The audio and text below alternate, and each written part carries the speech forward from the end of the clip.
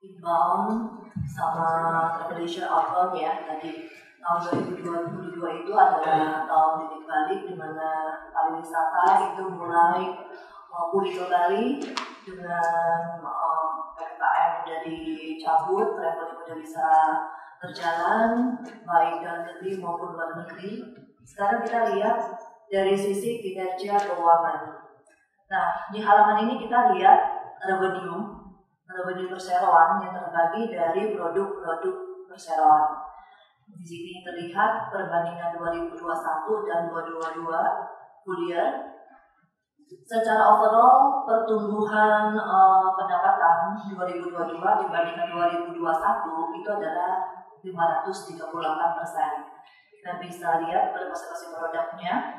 Untuk penjualan tiket pesawat pertumbuhannya itu 370%.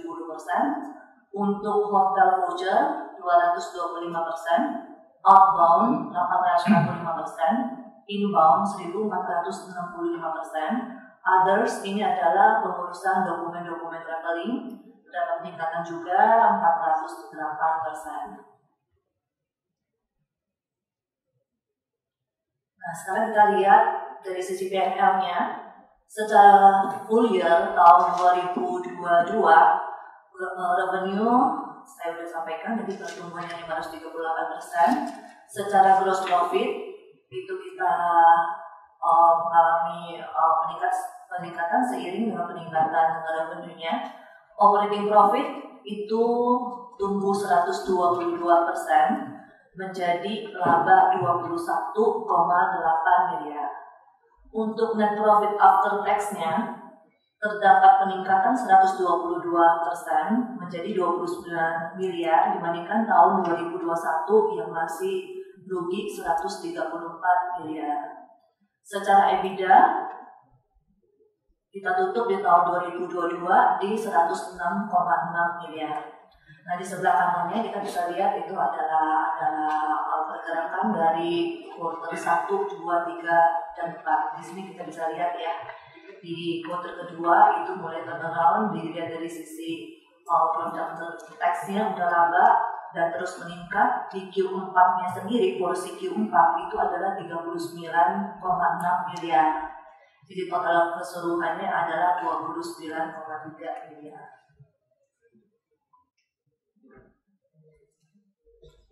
Dari sisi balance sheet, aset terdapat peningkatan 5%, liability naik 5%, equity naik 4%.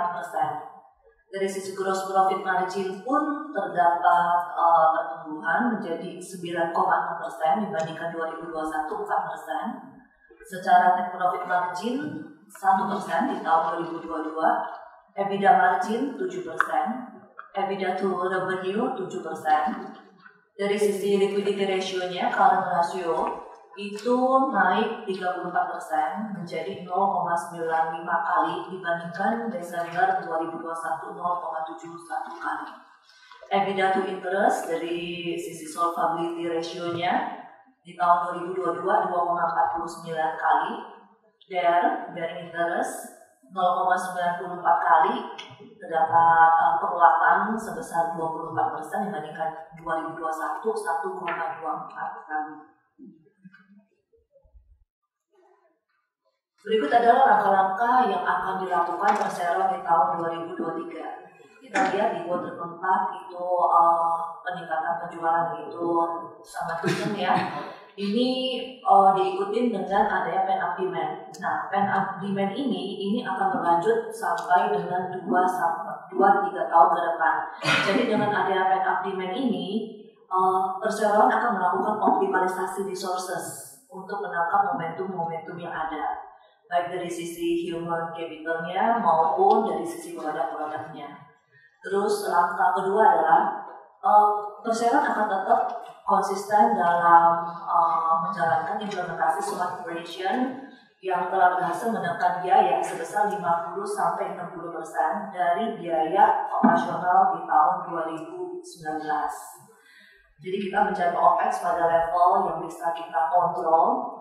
Kita juga menggunakan teknologi back-end untuk meningkatkan efektivitas, produktivitas operasional.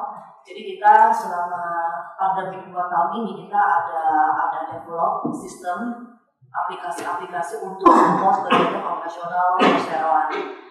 Di antaranya adalah Turplan, itu untuk di inbound-nya, backbone di inbound, ada corporate online booking tools untuk corporate travel yang membantu corporate untuk melakukan input, di mana yang biasanya itu kita menaruh 1 atau 2 karyawan untuk corporate tersebut. Dengan adanya tools ini mereka bisa input sendiri. Ada Aurora, Jarvis, Arjuna, dan banyak lainnya. Terus yang ketiga, Panorama Agent. Panorama Agent ini adalah bisnis model B2B2C.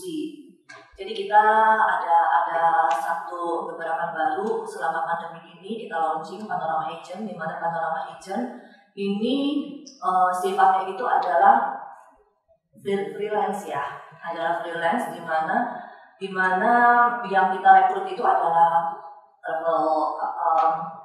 adalah tour leader gitu, tour leader atau karyawan-karyawan yang berbasis sales itu yang tidak diperpanjang kontraknya, mereka bisa bergabung dengan kita melalui Panorama Agent dan sebagai salah satu distribusi channel perseroan dalam memasarkan produk perseroan. Jadi sifatnya itu adalah commission based. Nah, langkah yang ketiga adalah leveraging loan perusahaan melalui divestasi aset portfolio yang tidak produktif untuk mengurangi debt ratio. Jadi kita ada beberapa aset-aset properti yang tidak produktif dan akan kita melakukan divestasi. Terus langkah keempat adalah menjalankan omnichannel model untuk meningkatkan end-to-end business ecosystem dan memperluas distribusi channel. Jadi kita bukan hanya travel agent yang jualan melalui outlet atau melalui cabang-cabang, kami juga melakukan penjualan melalui online. Jadi bisa offline to online atau sebaliknya online to offline.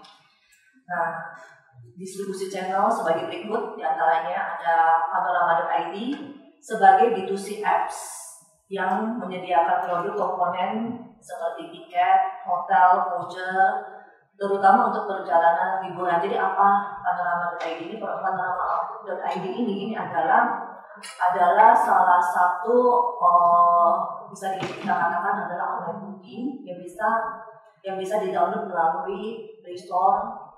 Terus ada Panorama Agent yang tadi udah saya sampaikan. Terus ada COBT, Corporate Online Booking Tools, di mana pemesanan komponen bisa dilakukan melalui tools ini. Terus ada Open Trip Apps juga yang menjual paket liburan hemat dengan segmen market milenial. Terus kita juga kolaborasi dengan OTA baik di dalam negeri maupun di luar negeri untuk menjual produk-produk wisata perseroan. Jadi empat butir ini merupakan langkah besar perseroan ke depannya, dan kita melihat dengan langkah-langkah ini, dengan adanya demand ini, pertumbuhan sales akan meningkat secara signifikan tahun 2023 dengan adanya smart operation dalam untuk menekan biaya ini. Jadi biaya bisa kita tekan dan profit kita bisa melaju lebih besar kembali.